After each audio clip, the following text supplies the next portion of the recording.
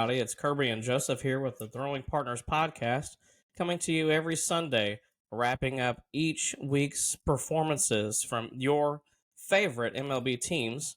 And this week, we are actually going to preview the 2024 MLB season.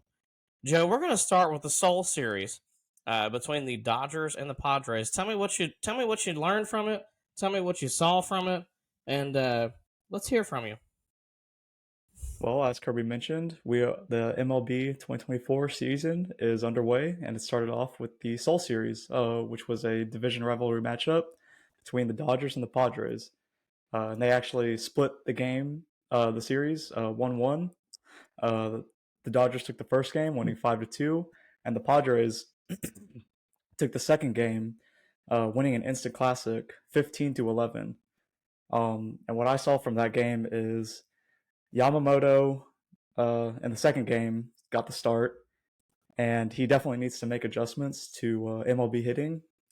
But in that first start for the Dodgers, Tyler Glasnow got the ball, and I think that they definitely they're in a run. They're going to get a run for their money from that trade with the Rays. I think that Tyler Glasnow is really going to continue to shine as a Dodger.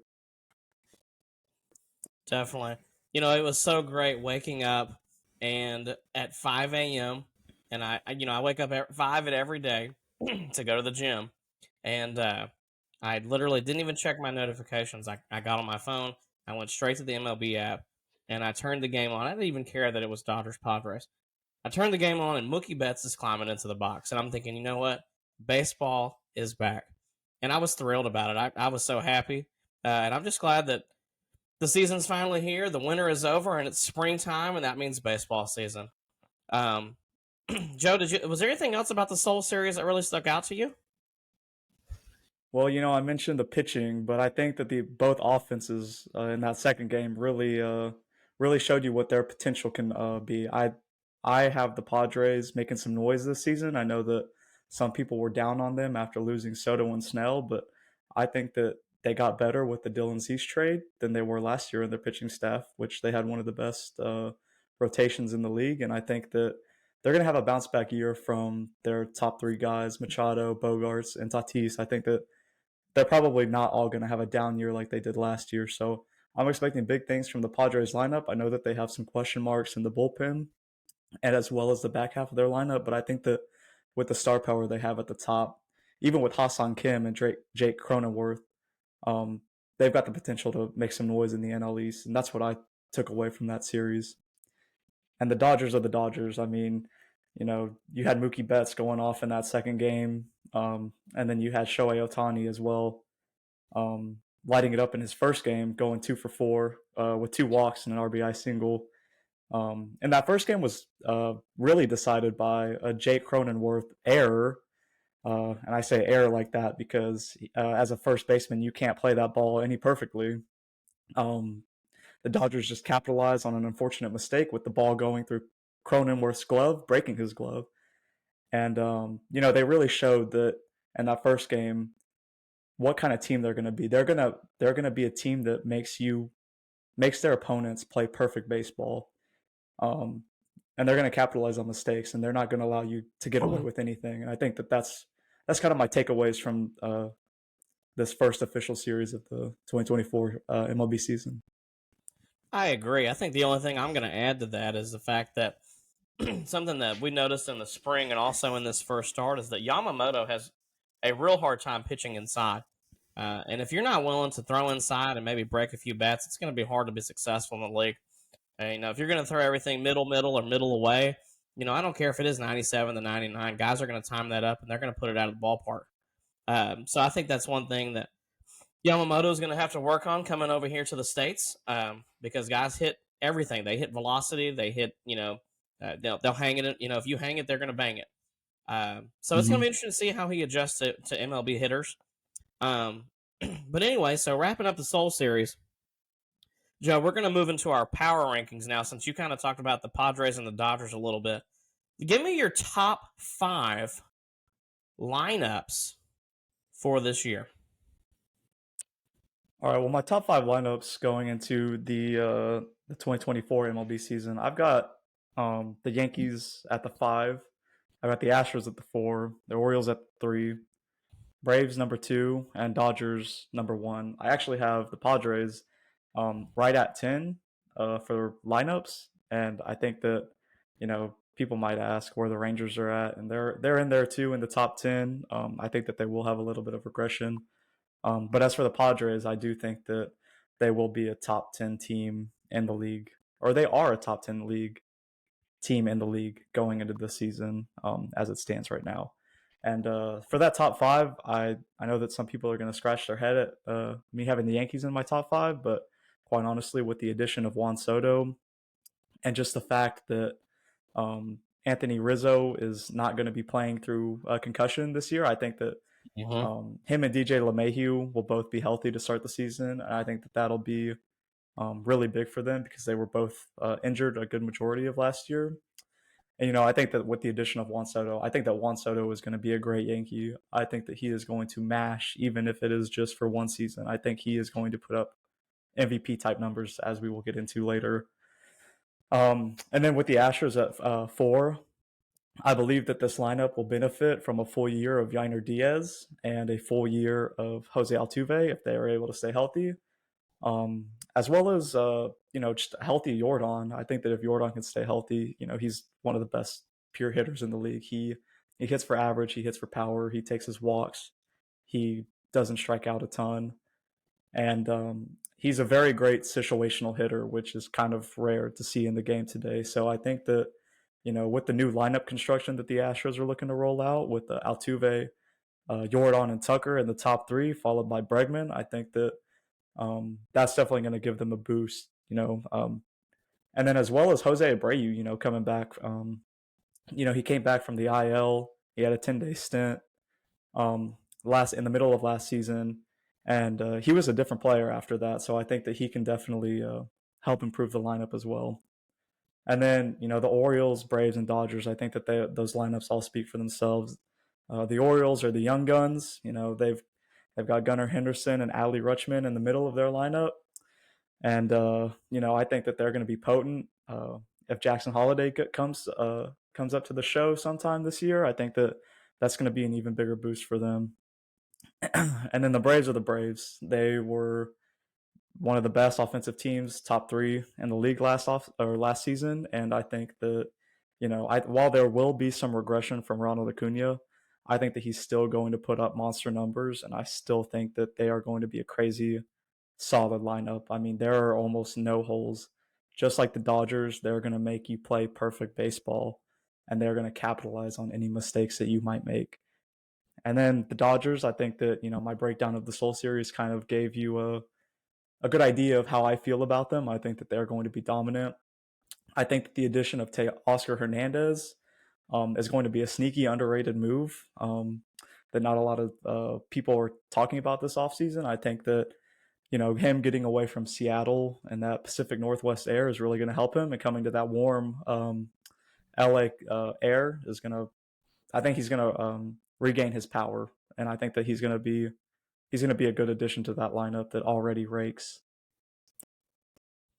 Awesome. Well, I'm going to give you my top 5, Joe, and I think we're going to disagree here.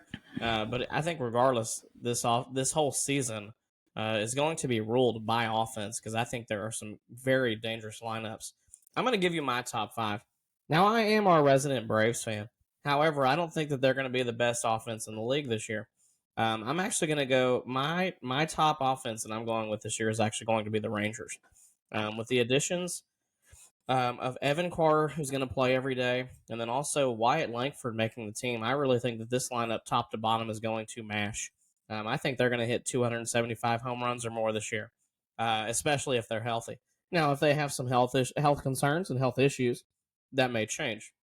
However, at number 2, I am going to go with the Braves. Top to bottom, they've got guys that can all hit 20 homers, and they've all done it or gotten pretty close to it. They tied the home run record last year with 307. They had a team OPS of 800. I mean, that's just unheard of. That's a pretty good baseball player by itself. And then at number 3, I've got the Dodgers. Their core 4 between Ohtani, Betts, Freeman, and Smith is difficult to beat. I don't know that any team has a core four that's better than that. However, after that, their lineup tends to dip a little bit. So I don't know. I don't know what the outlook is for their 5 through 9 guys. You mentioned Teoscar Hernandez. The Dodgers always seem to bring out the best in guys as well. So I think that they're going to help him cut that K rate down. He's going to bring it's going to bring his power back, and I think he could be in for a big season. And then at number 4, I'm going to go with the Astros. I think that Espada is actually going to put them in position to have their best bats come up the most often, which is how you win ball games. You're going to have Altuve leading off. We all know that. But having Jordan in that 2-hole, possibly getting another 30, 40, 50 at bats a year, is just going to set them up to win. And then with Tucker hitting behind him and Bregman hitting fourth, there's a chance Bregman could have 120 RBIs this year. He's going to have 3 guys sitting in front of him that are going to have an OBP greater than probably 350, 360. And that's going to be huge for his numbers, especially in a contract year. And then you talked about Jose Abreu having a bounce back year. Also, you're probably going to see Yainer Diaz playing in probably 130 games this year, whether it's a DH or catcher. And that's not going to be a black hole in the lineup like Maldonado was. And then at number 5, I've got the Phillies. I have the Phillies at number 5. I may regret this one because the Orioles are really good too, but the Phillies are going to have Bryce Harper back. They're still going to have Schwarber. Then you've got guys like Alec Boehm. You've got Trey Turner, who really turned it off after the Philly crowd, kind of got behind him. But then also too, you've got guys like Bryson Stott. Bryson Stott's a heck of a ball player. That guy's extremely well rounded. So I think their offense is going to be really good as well. And then after that, I've got the Orioles. But those are basically my top 5, with the Orioles being just out of the top 5 at number 6.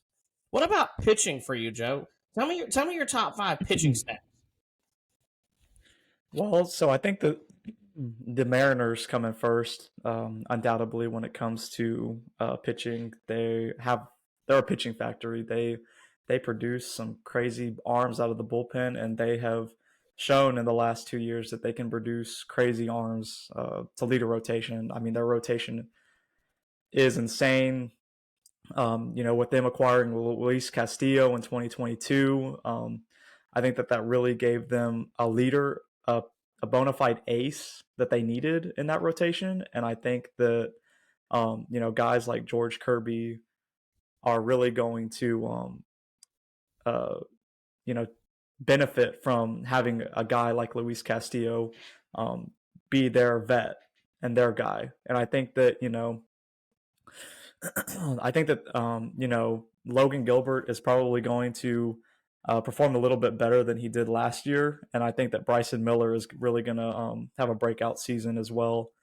And, I think that they're undoubtedly the best pitching staff in baseball. And I think that the Rays also fit into that. I think the Rays also have a great pitching staff. I know that they have just a lot of no-name guys that you've never heard of, that they pull out of a hat, it seems like, every year. I mean, because you've got guys like Shane McClanahan that were injured all of last year, guys like Tyler Glasnow, who have pitched for them but hasn't always been healthy, and they still find a way to win games. And with the acquisition of Phil Maton, I think that that makes them just so much better. And I think that some other pitching staffs that are going to be really good. Arizona with their rotation, and with under the guidance of Brett Strom, I think that they're going to be crazy good as well. They showed us what they can do in their run to the World Series last year. I know that they didn't win it; they got pounded by the Rangers. But I think that their pitching staff, with another year under Brett Strom, and with that experience in the postseason, I think that's really going to give them a boost. I think that Houston is an interesting case. I think I'd have them in my top 5. But I think that San Diego actually comes in at 4. Now, I know that their bullpen isn't the strongest, but they do have one of the best starting rotations in the league. With Yu Darvish, with Dylan Cease, and with Joe Musgrove as their top three, I think that they are definitely um, not ones to be trifled with when it comes to the starting rotation. Now, like I said, they do have problems in their bullpen, but I do think that they might be able to overcome that. Um, and then I have Houston as my top five in my top five. I know I'm biased, but I think that Framber Valdez and Christian Javier are not going to perform as bad as they did last year. I think that they're actually going to improve on their numbers this year. I think that we're really going to see potentially a breakout year from Javier, which is crazy to say because he was the starter in two no hitters in 2022. I think that he's going to be even better this year. I think that Hunter Brown is going to continue to improve. I know that the numbers weren't great last year, but a lot of that um, might be attributed to some bad luck and certain starts. And I think that with the addition of Justin Verlander, coming back from this injury, they're taking their time with him right now. And I think that's actually going to help them in the long run. I think that him not having as many innings on his arm throughout the course of the year is really going to help them when it comes to making a postseason push and a potential run to the World Series. I think that the additions of Luis Garcia and potentially Lance McCullers at the middle of the season, you're going to be adding two guys that can go out there and throw some nasty stuff. And I think that having them with a very low amount of innings going into a potential postseason run in October is also going to benefit them because their stuff is disgusting, and they've proven that already. It is just about them being healthy when the Astros need them. So I think, and you take a look at the bullpen. I mean, the Astros bullpen is going to shorten games with Abreu, Presley, and Hader. I mean, the game will be over in the sixth inning if the Astros have a lead. That is probably the best 1-2-3 in a bullpen in the entire league. I know that they have some question marks bridging the gap, but I think that the guys like Seth Martinez, Parker Mashinsky, Bennett Souza, and Brandon Belak will definitely step up to bridge the gap. All of those names that I just mentioned above have big league experience and have shown flashes of their potential. So I think that they're worthy enough to put in my top five for pitching staffs for sure. Well, let me just say that was an awesome list. My number one is the Mariners. Their rotation is fantastic, and they're only going to get better. Not to mention their bullpen's not half bad either. Between Logan Gilbert and George Kirby and Luis Castillo and Brian Wu, I mean that's you can run out 3 or 4 of those guys in a playoff series and feel extremely comfortable about that. And then for my number two, I actually do have the Braves at number 2. Now, theirs is health pending. If they are healthy, their rotation is going to be good. You've got Max Fried and Spencer Strider going to anchor that rotation down. Chris Sale is the 3 guy right now. He had an ERA just over 3 during spring training. Went 3 innings today, had 6 strikeouts, looked fantastic. This is the first healthy off season he's had. I think he said in like 6 years. So that's good news for them.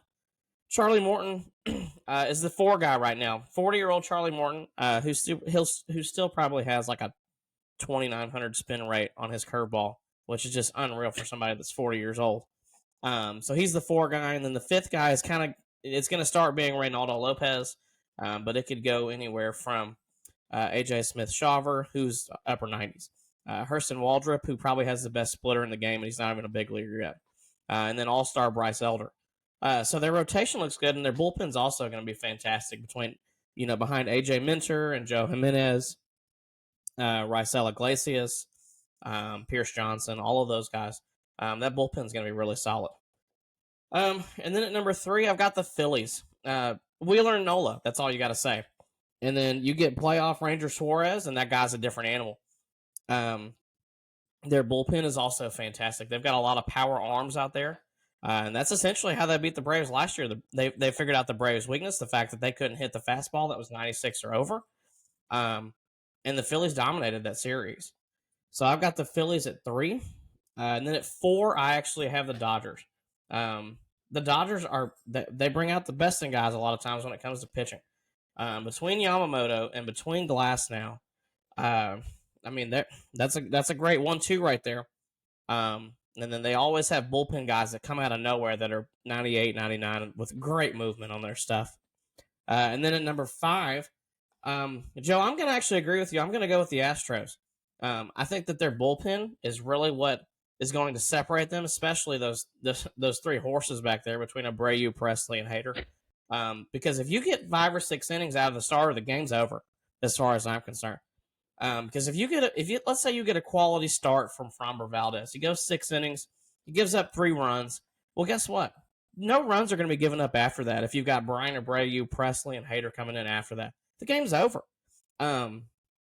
So the rest of that bullpen has some questions. We know that. What are we going to see from Montero? It's an even year, which in even years he's pitched well. Oddest thing in the game.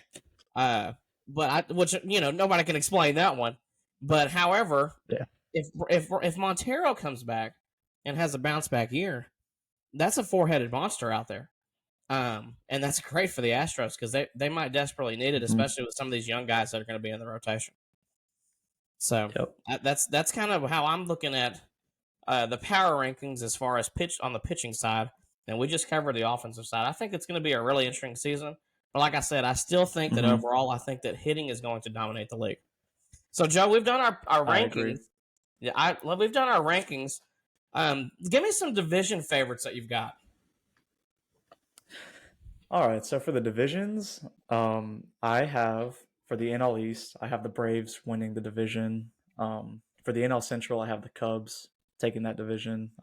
I think that division is still very weak, and honestly, I think it's a toss-up between the Cubs and the Cardinals. But I like what I saw from the Cubs last year, and I think that they can improve, just learning how to finish the season strong. And then from the NL West, I have the Dodgers. Now for the AL side, I have the Orioles taking the division, and the AL East, excuse me. And then I have the Twins winning in the AL Central. Now I know a lot of people aren't really too high on the Twins, but I think that, with Pablo Lopez there as their ace, I think that, they've got a good hitting core. They've got a league average hitting core.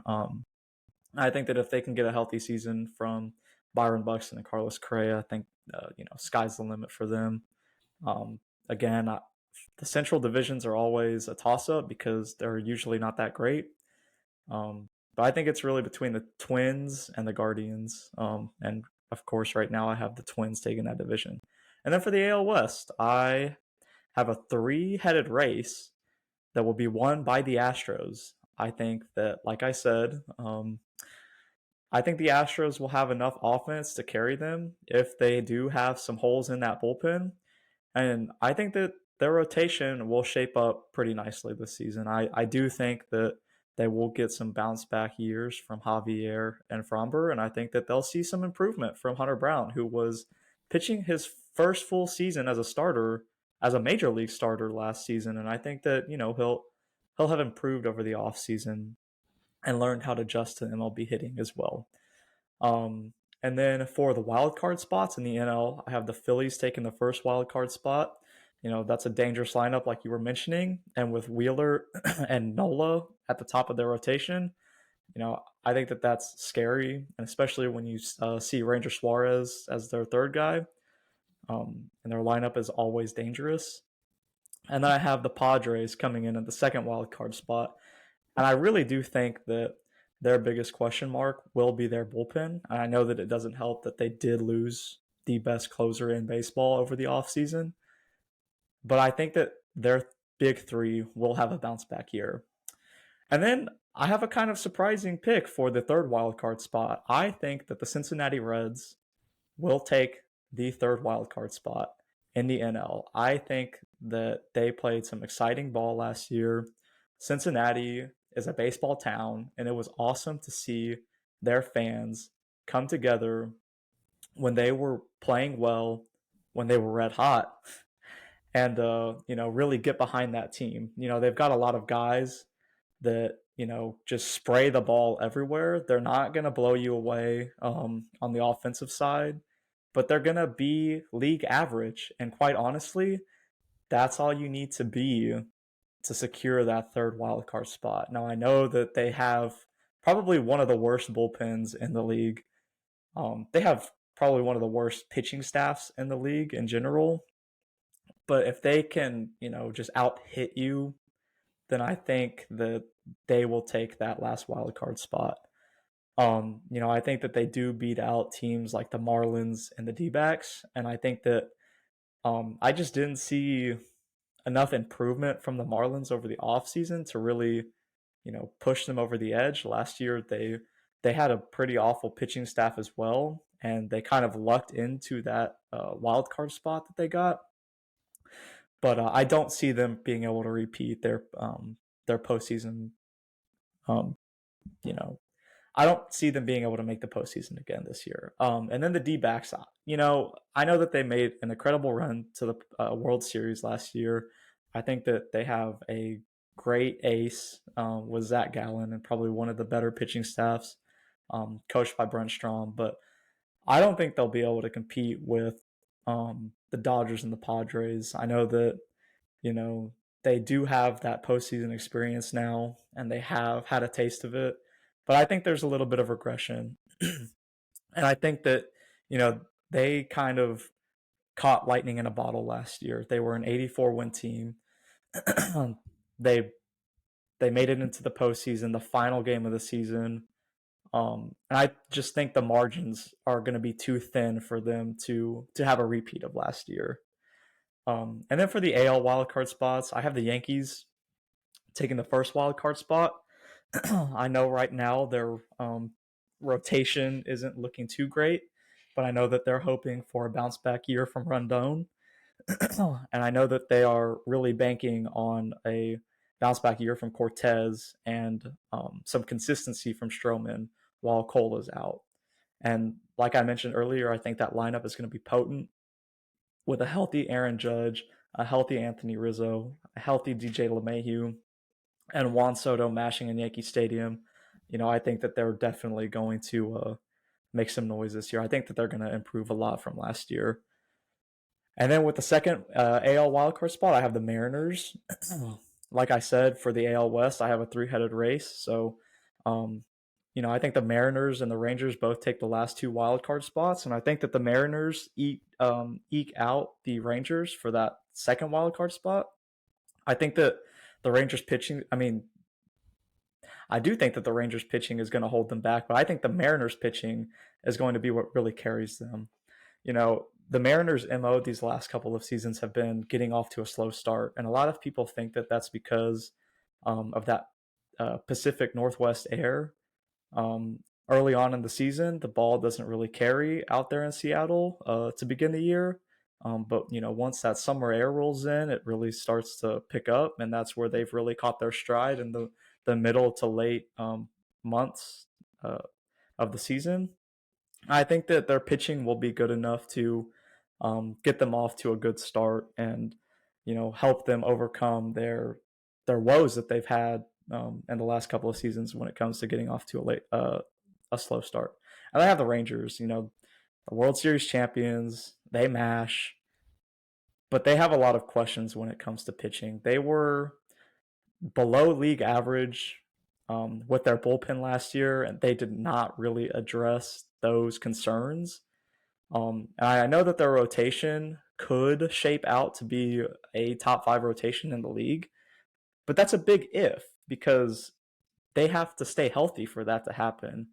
They've got Nathan Eovaldi, who's on the older side. They have Max Scherzer, who has dealt with his fair share of injuries, and then Jacob deGrom, who obviously, when healthy, is the best pitcher in baseball. But that's when he's healthy, and I don't think that he's been healthy over the last couple of years to really bode confidence that the Rangers can really put it together with their pitching staff. I think that they will win a lot of games, and I think that they will win a lot of games with ugly scores, winning 11-5, 13-10, just a lot of high scoring games where they just outmash you. Um, but I don't know how sustainable that is.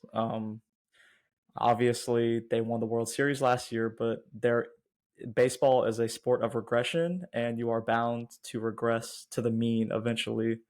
Um, so those are kind of my thoughts on the postseason, or the division breakdowns with postseason implications. Well, I will say, Joe, that overall, we pretty much agree on all of the divisions except one, and that's the AL Central. If I had a five-headed figure, honestly, you could flip it any way you wanted, and if it landed on one of those teams and you told me that they were going to win the AL Central, I'd probably believe you, because none of them are great. I don't think a single team from the AL Central is going to win 90 games, to be honest with you. I think the most you're going to see is maybe an 88 win team. But I'm going to go with the Guardians as my AL Central winner. I think that they're going to have a good pitching staff, especially if they're healthy. It's been kind of their problem the last couple of years is they haven't been real healthy. And then I think that they have a good chance to come out on top. But it wouldn't surprise me if it was the Twins. It wouldn't surprise me if it was the Tigers. The Tigers have some good young arms. They also signed Kenta Maeda. And then you've got teams like the Royals. Okay, the Royals went out and signed Michael Walker and Seth Lugo. So I mean, and then they've got Cole Ragans, who they traded for. They traded Aroldis Chapman for at the trade deadline. So those three right there are actually pretty solid pitchers too. But I'm going to go with the Guardians. Now our wild card teams are going to differ a little bit. So for me, the top wild card spot is the Phillies in the National League. The Phillies are going to be a good team. I think they're going to win 90 to 93 games. Wouldn't surprise me if they won 95 games. I think they're going to be very talented, especially with their pitching staff. And then in that fifth wild card spot, I actually have the Diamondbacks. I have the Diamondbacks. I think their pitching staff is going to be good. They're a young team. They're a fast team. This team can steal a lot of bases. They can make a lot of noise on the bases. And then my sixth spot, I actually have the Padres. I just think that there's no way that Xander Bogaerts and Manny Machado and Fernando Tatis all have league average seasons. There's just no way that happens again. All of them were pretty much mediocre last year at best. Last year, their best player was Ha-Seong Kim. Ha-Seong Kim has looked great this year. That guy's a stud. He's going to get paid a lot of money. And then if guys like Jake Cronenworth have a bounce back, that's a pretty solid 5 guys in your lineup every day. So as far as the American League goes, I'm actually going to go with the Rangers in that top wild card spot. And here's why. We've already talked about the Rangers are going to mash. Everybody knows that. Top to bottom, they've got home run potential. There's not one guy in there that is just a contact hitter. They are power hitters. Like I said, I think they're going to hit 275 home runs, and I think that's on the light side. Now, the pitching staff could be a problem. It's probably going to be a problem. They're going to win a lot of 10-8 ball games. We just discussed that. However, they still have the pieces to go out and make a big trade at the deadline if they need it. Now, some of their trade deadline, quote-unquote, acquisitions could be just getting DeGrom and Scherzer back, which would probably still help them a lot. But like I said, they've got pieces that they can actually use to go out and make a big trade. So I've got the Rangers at the top wild card spot. Do I think that they're going to win 100 games? Do I think they're going to win 95 games? No, I think they're more like a 90 to 92 win team. In that second wild card spot, I've got the Blue Jays. I think the Blue Jays are going to have a good year. I think their pitching staff is good. And I think that Vladdy Jr., he came into camp in great shape. I think he's going to have a big year. And then in the sixth wild card spot, I've actually got the Mariners. Their pitching staff is going to carry them. They're going to win a lot of games 2-1, 3-2, things like that, maybe 2-0. I think they may have quite a few shutouts this year, to be honest. So I've got the Rangers, the Blue Jays, and the Mariners. Joe, did you talk about any dark horses? I did. I didn't mention any dark horse teams for the NL or the AL, but I did mention them in talking about the NL predictions. At least I talked about the Marlins and the D-backs. And while I did mention all of their shortcomings, I think that there is room for improvement. I think that both teams have the ability to go make a move late in the season to make them better if they're hanging around. And, they eked into the postseason last year, both teams. There wasn't a lot of movement at the trade deadline because every team felt like there was still a chance at the trade deadline. And honestly, I think that's good for baseball. I think that teams trying to stay competitive throughout the course of the season is good. So I have the Marlins and the D-backs as my dark horse teams that could make a run to the postseason. Now, like I mentioned, the margins are very thin.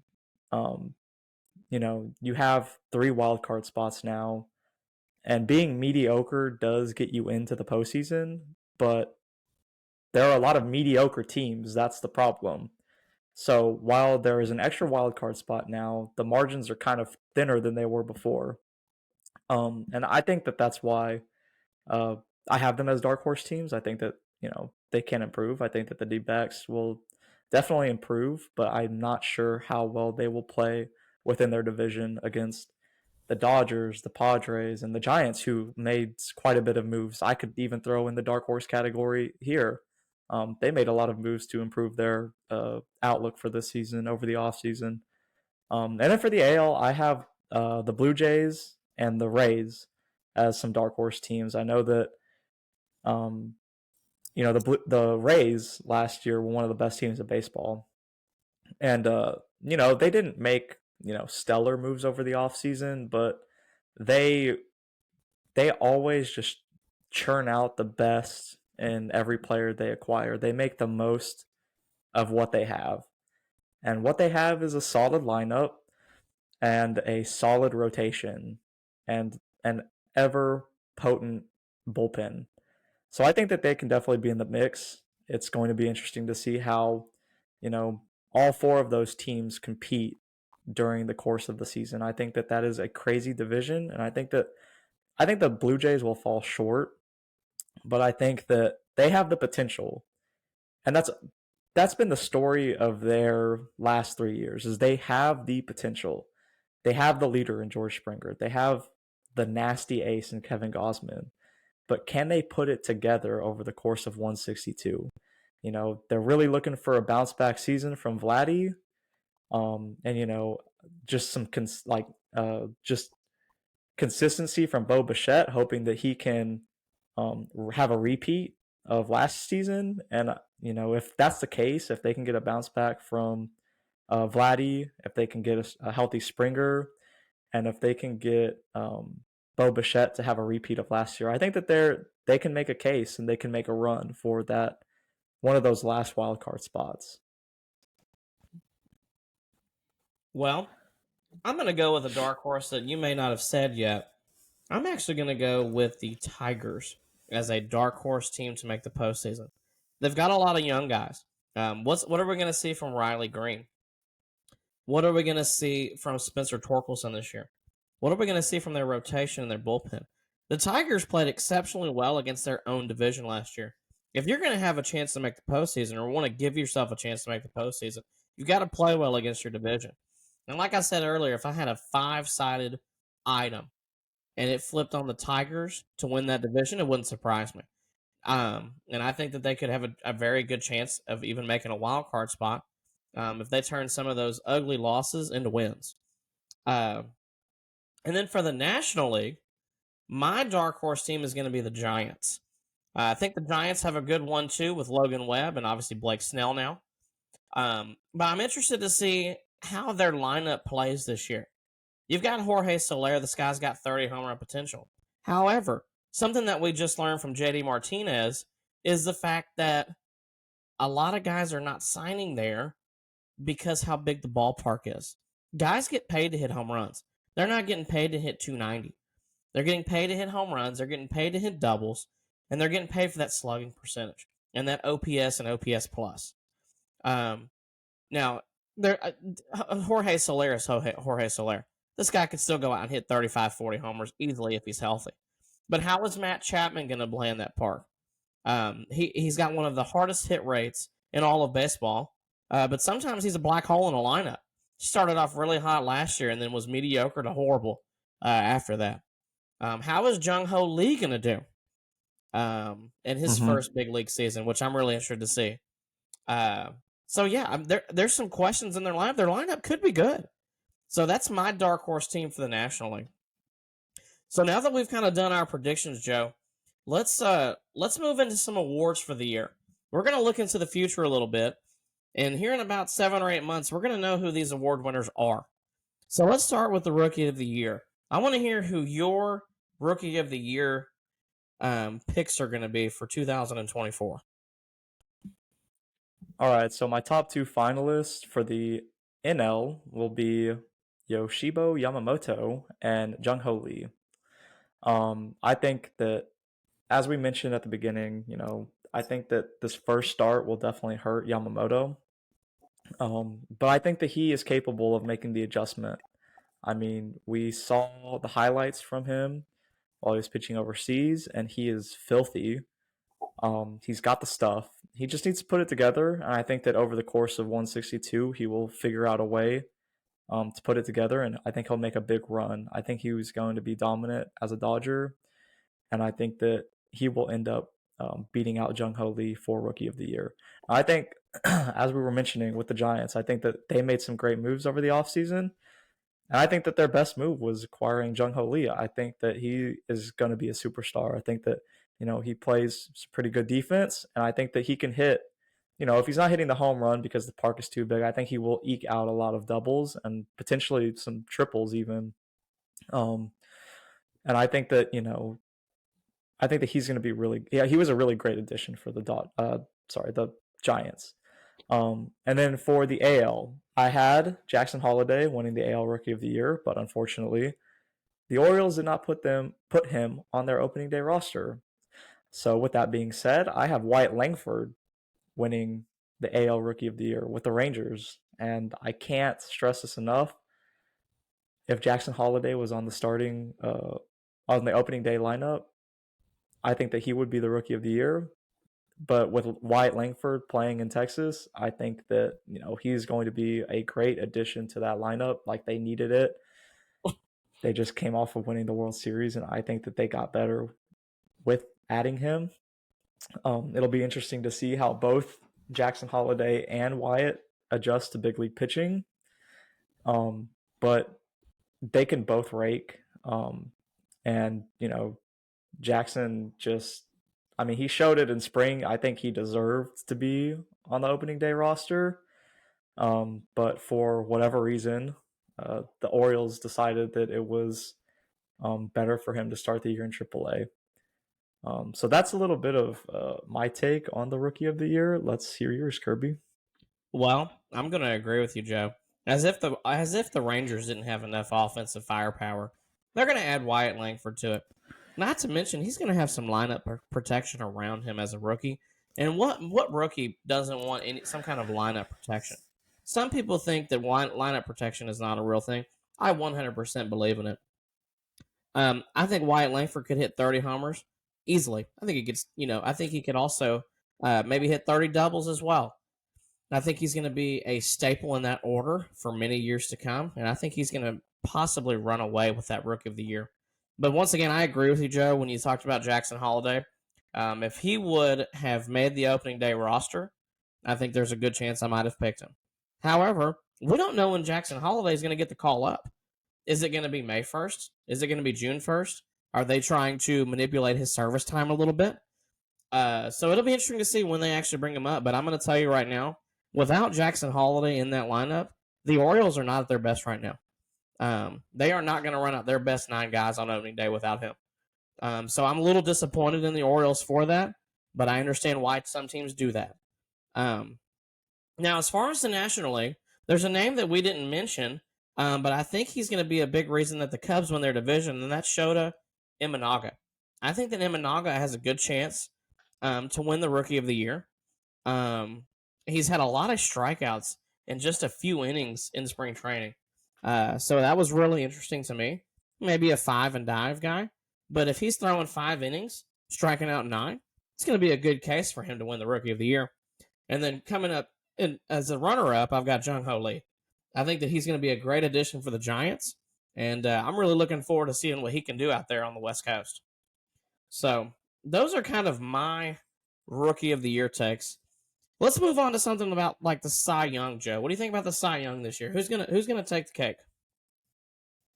All right, so I have my top three, um, and I have George Kirby coming in third for Cy Young voting. I have Corbin Burns, who is an addition the Orioles made over the offseason, coming in second.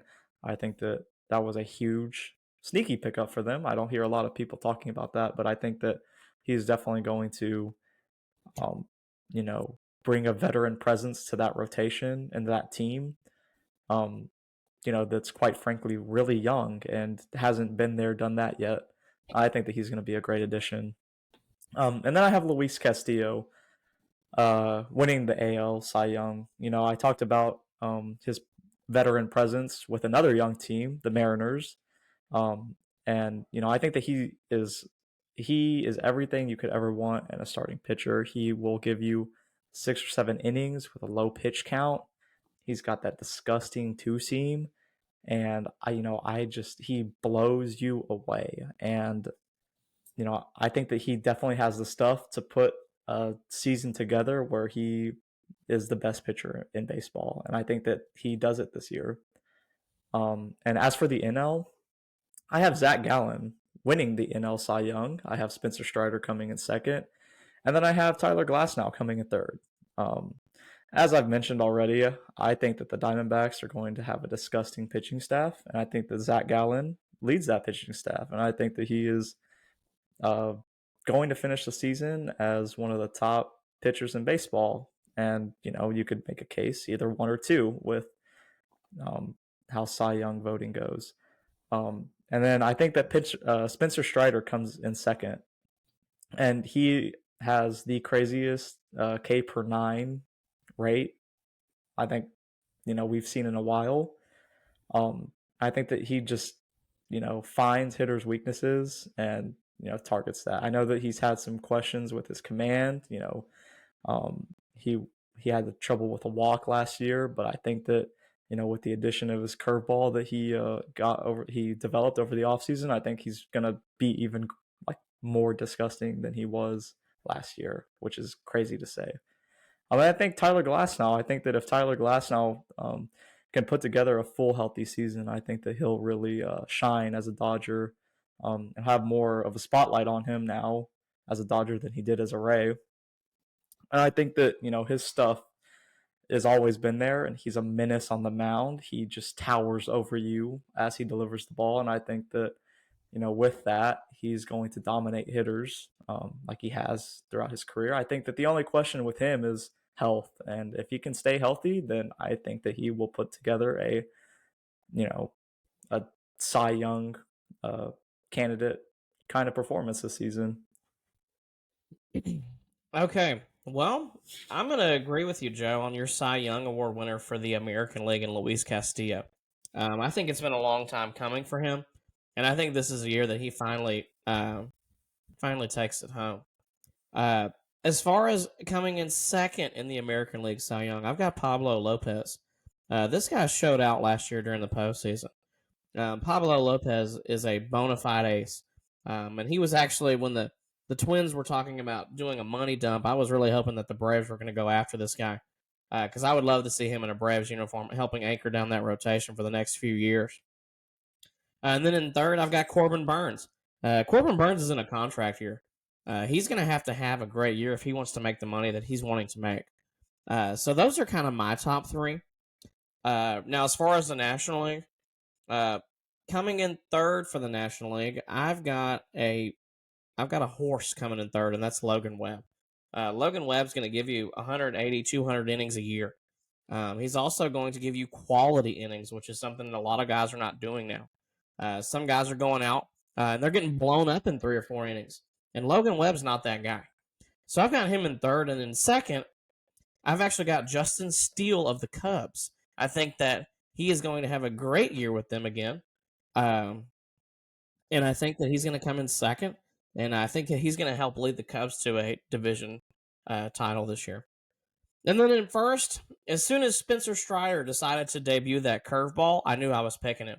The fastball we know is just incredible. That slider is filthy. But adding in that curveball as well, along with that changeup that he throws every once in a blue moon, is really going to take his game to the next level.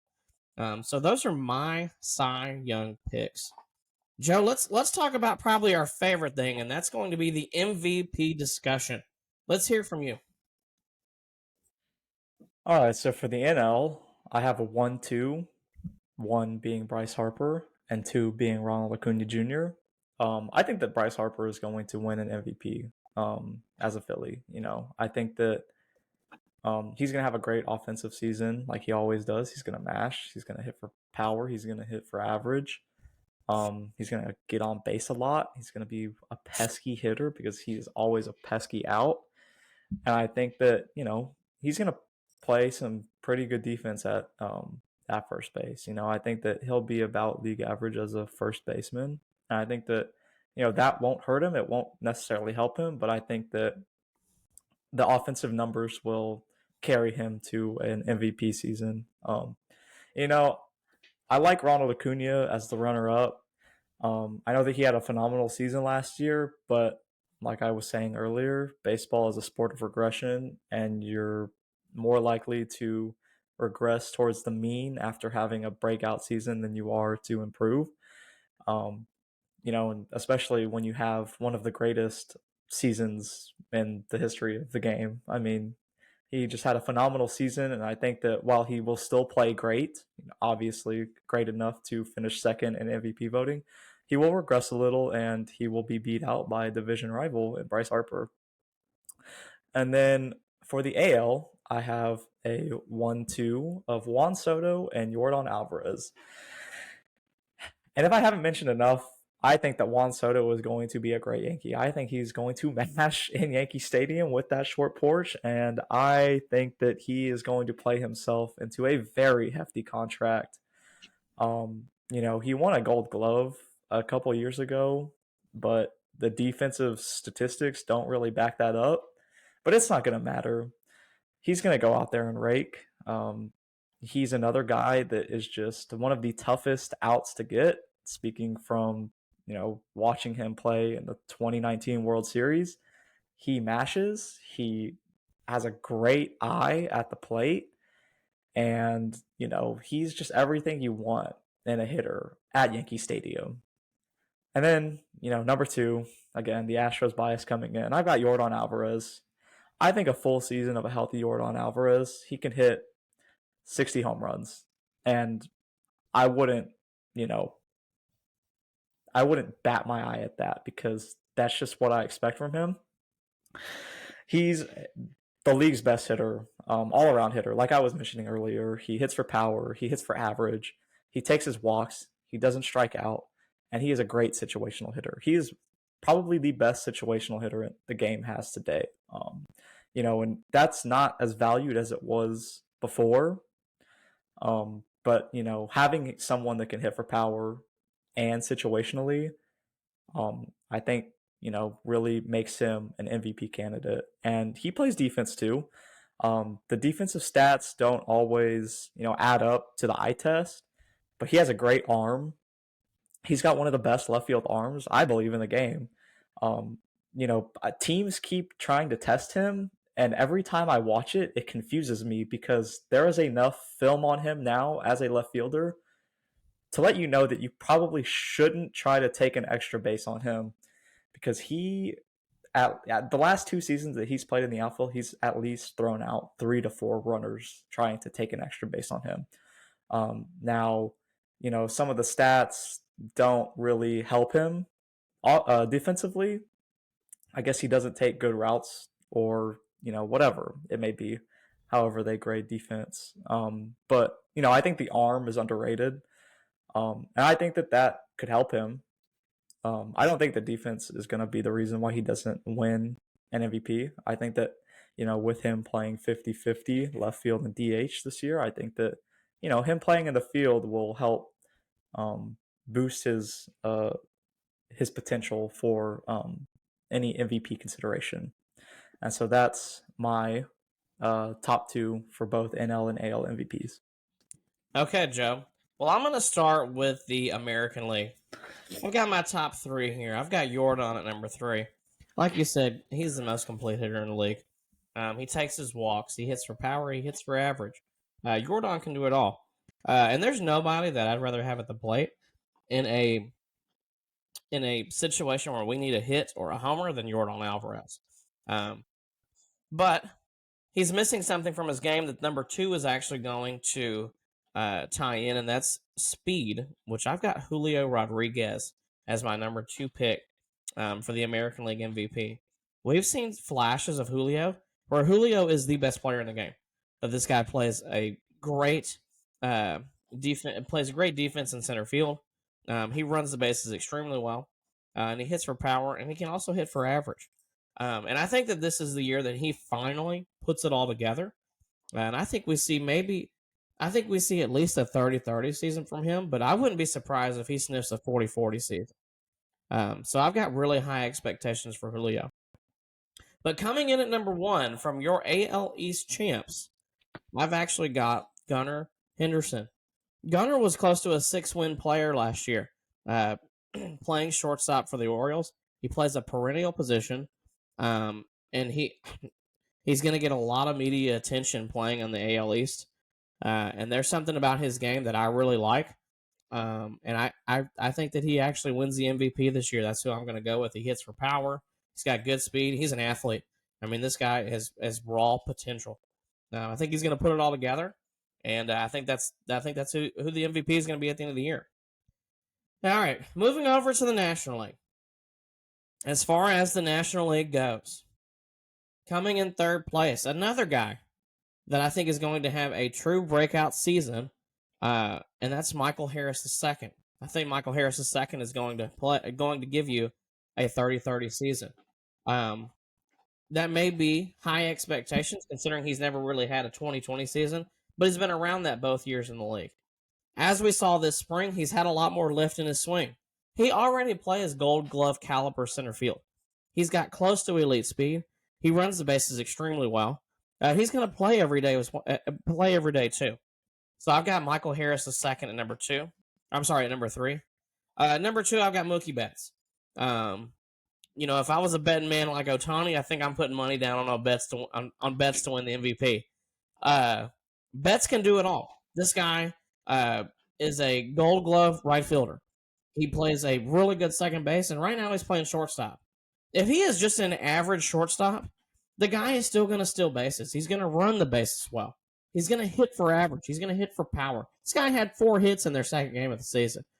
He's already locked in, ready to roll. So I've got Mookie at number 2. And then at number 1, I've got a guy who has been a 5-win or better player the last 3 seasons, is actually entering in his prime today. And Joe, and I don't know if you saw this or not, but I sent you a video of this guy today, and it's Austin Riley. Austin Riley has sniffed 40 homers the last 3 years. He's going to hit probably 280, but I think this is a year that he finally eclipses. Maybe his OBP is 380. Maybe his slugging percentage is 550 or greater. Austin Riley hit a ball out of the stadium today, and I'm not talking about on the berm. There were people on the berm looking behind that. This guy has what Chipper Jones called light tower power. And I've got Austin Riley as my MVP pick for the National League.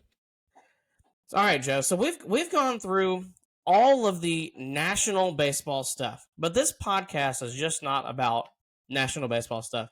You're a diehard Astros fan. I'm a diehard Braves fan. Let's talk a little bit about some predictions for your team and give me your ideal lineup as well. All right, so my ideal lineup for the Astros, which we will see tonight, as the Astros take on the Sugarland Space Cowboys, it will be Jose Altuve running it out at second base. It will be Yordan Alvarez DHing. It will be Kyle Tucker batting third, playing right field, and it'll be Alex Bregman coming in in the 4th spot, playing third base. It'll be Jose Abreu batting 5th, playing first base. It'll be Chas McCormick batting 6th, playing left field. It'll be Yainer Diaz catching, batting 7th. Jeremy Pena batting eighth, playing shortstop, and then Jake Myers playing center field, batting ninth. And, I think that this is the Astros' most optimized lineup. I think that that top three and even top four could be one of the best top four in baseball, up there with the Dodgers. I think that Alex Bregman is going to have a huge year as the four-hole hitter if he can stay healthy. I know that he's dealt with some injuries in 2021. If he can stay healthy over the course of the season, he's gonna get the opportunity to hit a ton of RBIs. I've mentioned it already. This is the best case scenario for Alex Bregman in a contract year, is having a manager that actually pays attention to the stats and wants to optimize the lineup as best as possible.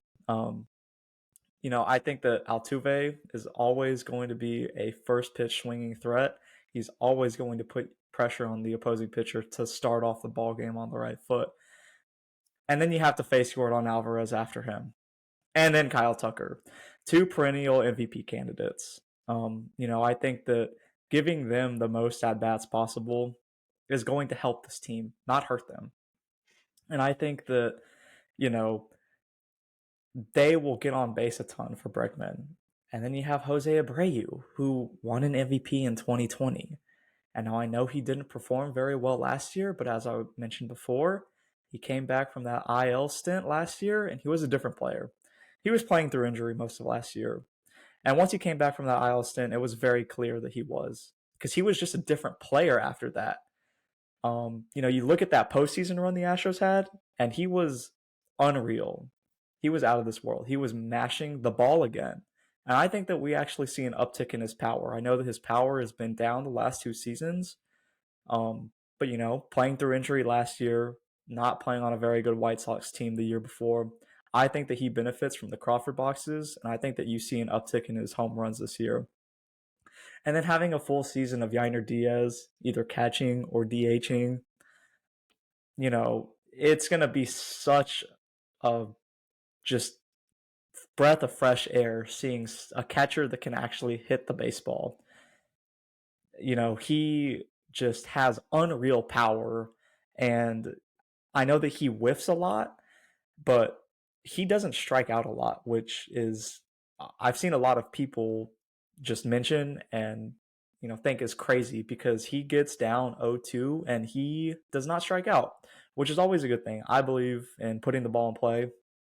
I believe in cutting down on strikeouts and putting pressure on the defense to make a play. And he just has the ability to put the bat on the ball.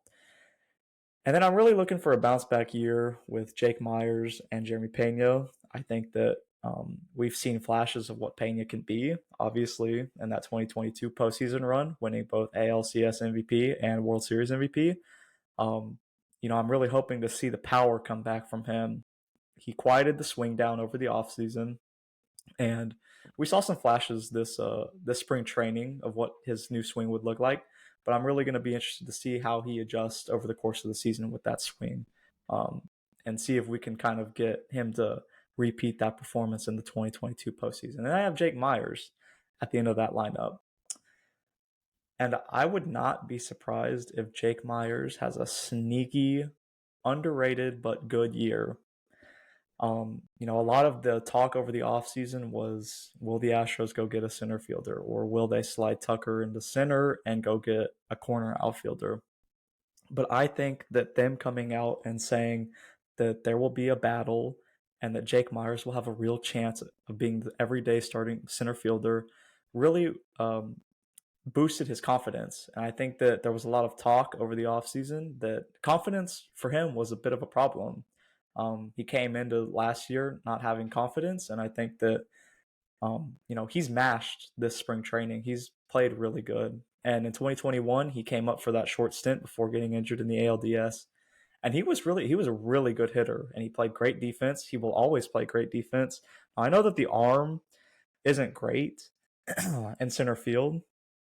He has some mental block where he doesn't let loose when throwing the ball. But I think that if he has overcome that, then all facets of his game, honestly, will be great. And, the Astros lineup will benefit from that. I think that if he can consistently hit for power like we've seen, he's got the pop.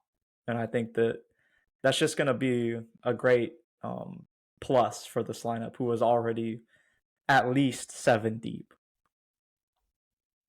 Awesome.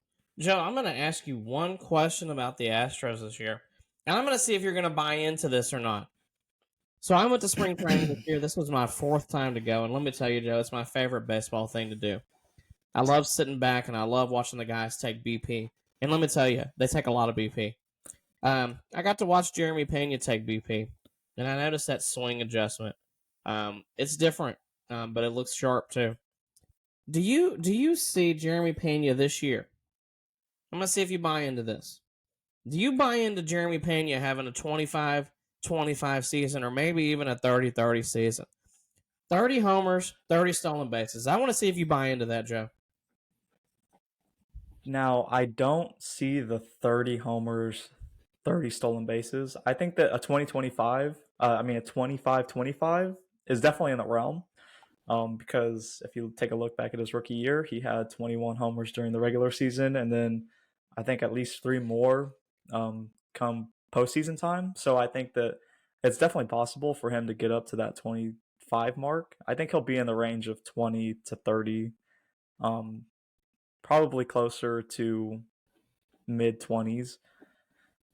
But I do think that's possible. I think that, if he gets the results that he is looking for out of his swing adjustment, then I think sky's the limit because, as I mentioned, he showed flashes of greatness during that postseason run. And, during that time, you're facing the best pitching the league has to offer.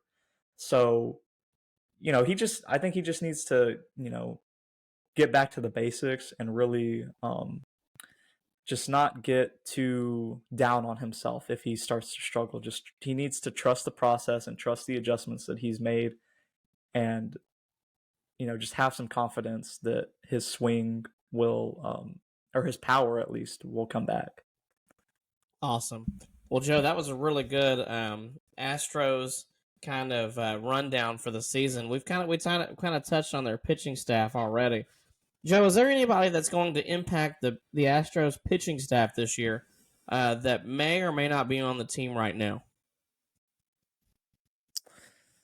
I think that Luis Garcia, who is not currently on the team, will have a big impact as the season progresses. I think that him coming in fresh, recovering from Tommy John, will be a good addition for this team near the trade deadline. And I think that he showed flashes during the season, last season, with his new modified windup, which he had to get rid of the little cha-cha dance.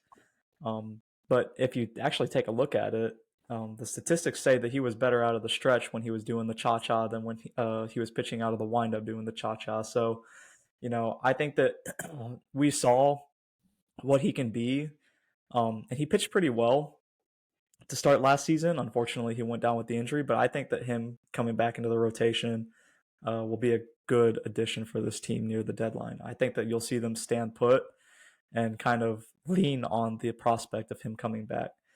And then I think that Christian Javier, I actually have him as a dark horse for my Cy Young pick. I know a lot of people had high aspirations for him last offseason, and he admitted that last offseason he came into camp out of shape. And I think that with the addition of the pitch clock, that really affected his overall ability to, locate pitches and have the right stamina, because that was also his first full season as a starting pitcher. And so I think that him coming into camp having dropped 15 pounds will really help his ability to just have the stamina to be able to work out of any trouble that he may get into. I think that he's going to have a bounce back year. I really do. He didn't lose anything on his fastball. His fastball still has that crazy rise.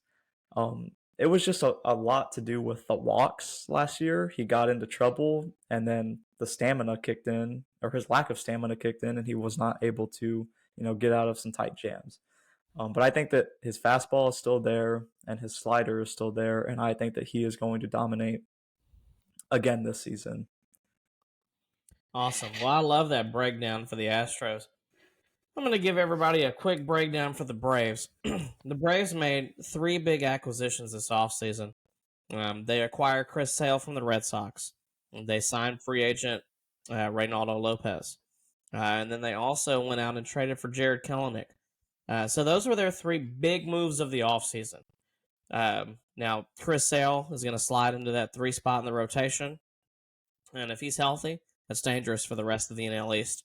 Now, as far as the lineup for the Braves, what the Braves ran out a couple of days ago is exactly what I think they should be running out every single game. And I think what they're going to run out most games because most of their guys play every day. First of all, you're going to have Ronald Acuna hitting leadoff playing right field. Second, you're going to have Ozzy Albies playing second base. Now, do I think Ozzy stays there all year? No. I think eventually that spot is actually going to be Michael Harris's. It may be this year, it may not be. But I can very easily see that being Michael Harris. So anyway, Ozzy at 2. And that 3 hole, I'm going Austin Riley again. Austin Riley fits well right in that spot. And then playing third base. Hitting fourth, you're going to have Matt Olson playing first base. He was the ultimate in RBI and home run machine last year. 50 plus homers, 120 plus RBIs. Do I think he's going to hit 50 homers again? No, but 40, absolutely. Hitting fifth, you're going to have Marcell Ozuna. And then he's going to be the DH for the team. Hitting sixth on the Braves is going to be Michael Harris, the second, playing center field. Hitting seventh, you're going to have Sean Murphy. I don't know if anybody saw the clip from a couple of days ago, but Sean Murphy hit 2 homers, and they were loud. This guy has tons of pop. He was probably a top 3 NL MVP pick at the half last year at the All-Star break. But then in the second half, did not play well. If he can have a full season like that, this guy's going to hit 35 homers. So I'm expecting big things from Sean Murphy. Do I think he hits 7th all year? No. But to start out, he's going to hit 7th. Batting 8th, you're going to have the shortstop in Orlando Arcia. Orlando Arcia might be, quote-unquote, the only hole in the lineup, and he can still hit 15 to 20 homers. Arcia has good at-bats. He takes pitchers into deep counts, and he's really valuable hitting 8th on this team. And then Brian Snitker's already come out and said that batting 9th is going to be Jared Kelenic. The Braves really sought out Kelenic. They really like the total package of the kid. Okay, this kid hit a 480-foot blast at Wrigley Field last year. This ball was absolutely tattooed. He has the power. He has the speed. He's got great speed. He's got a good arm. He's really athletic, and he is built. I mean, this kid looks like a fullback playing left field for the Braves. And who wouldn't want to hit in front of Ronald Acuna Jr.? So this guy's going to see a lot of good pitching because nobody wants to pitch to Ronnie. So that's kind of how the Braves lineup is going to shake out. Their bullpen is going to be really good. They've got a great, deep bullpen. They've got guys sitting in AAA right now that I think actually may join that bullpen at some point, like maybe an A.J. Smith-Shawver, maybe a Hurston Waldrop. And I think that they may even ride that same wave that Spencer Strider did when he started off in the bullpen and worked his way to the rotation. So I can very easily see that happening. The rotation has some questions if they're not healthy. Between Max Fried, who was injured last year, Chris Sale, who was a walking injury, and then Charlie Morton, who's old. He's 40 years old. So between those 3 right there, not sure what we're going to get, but if they're healthy come postseason time, I think the Braves could very easily walk their way to the NL pennant and into the World Series as well. So that's kind of my breakdown for the Braves this year. I'm really excited to see them. I think their offense is going to be great. And if the pitching staff is healthy, the rest of the National League needs to look out. Joe, do you have anything that you are most excited to see this year? I want to hear about the things you're most excited about for this year. Yeah, of course. So I'm definitely excited to see the Astros play in Mexico City against the Colorado Rockies here in a couple months. I think that that's going to be a crazy atmosphere for them to go into. I think that it's great for baseball that they are having this MLB World Tour. I think that it's definitely great to grow the game, and I think it's exciting to see, different fans in different atmospheres from different cultures. And then, the second thing I'm really excited about is seeing the rookie battle. I'm excited to see how the season plays out for Jackson Holiday and Wyatt Langford. I'm excited to see them kind of go at it and compete for the Rookie of the Year award, and hopefully it doesn't take too long for the Orioles to make the decision to bring Jackson Holiday up, because I think the league is definitely in a better spot with him playing in it. And then third, I'm excited to see I'm excited to see just all the postseason battles, but specifically, I'm excited for one team. I'm excited for the Cincinnati Reds. I really do have high hopes for them. As I mentioned earlier, I think that Cincinnati is a baseball town, and I think that they really deserve, their fans at least deserve to watch them field a good team. I think that they have a potential to make a run. They didn't finish strong last season, but they were in the running for a majority of the year, and they kind of cooled off near the end. But I think that if they put a couple more pieces in place, um, they're at least at league average, and I think that that can get them into the postseason. Now, how far they go, who knows? We've seen crazier things, um, but I think that having fans that are desperate to watch a winning team or a team win who hasn't won in a long time is always great. So I'm excited to watch them play. I'm excited to see, Ellie De La Cruz go out there and shine, and Hunter Green go out there and throw heat. That's awesome. Well, I'm really excited for the young guys as well to come into the league because they're shaping the face of baseball for the next 5 to 10 years or 15 years possibly. One thing I'm excited to see, Joe, and neither one of us are Yankees fans. Quite frankly, we can't stand the Yankees, but man, am I excited to see Juan Soto play 81 games in the Bronx this year. I hope that he is healthy Mm-hmm. because I think this guy could. I think he could hit 45, 50 homers. I think he could hit 25 just in the Bronx. So I'm excited to see him in one full season just playing there with that short porch and right. I'm excited to see some of the teams that have these high-powered offenses. I want to see if they can break some records. I want to see if they can break that home run record that was set in 2019. I want to see some things like that. I want to see a guy like Spencer Strider get to 300 Ks. I think that's something to watch for. And then Joe, there's one last thing that I think I'm excited for, and I hope that it happens. And I hope that somebody, I don't care who, I hope that a team decides that they are going to sign Zach Greinke. Zach Greinke is 21 strikeouts away from 3,000. And if anybody has looked at the stats, nobody else is close to 3,000. Garrett Cole is on a path to get there within the next 4 years, but he's hurt right now. So his is in jeopardy. But somebody like Greinke is within 21 strikeouts. Somebody needs to sign this guy, sell the jerseys, put some butts in the seats, bring some people out to the ballpark to see history made, because it's going to be a long time before that happens again. I don't care I don't care if it's the A's. I don't care if it's the Royals again. I don't care. Somebody bring this guy out. That way we can see some history being made.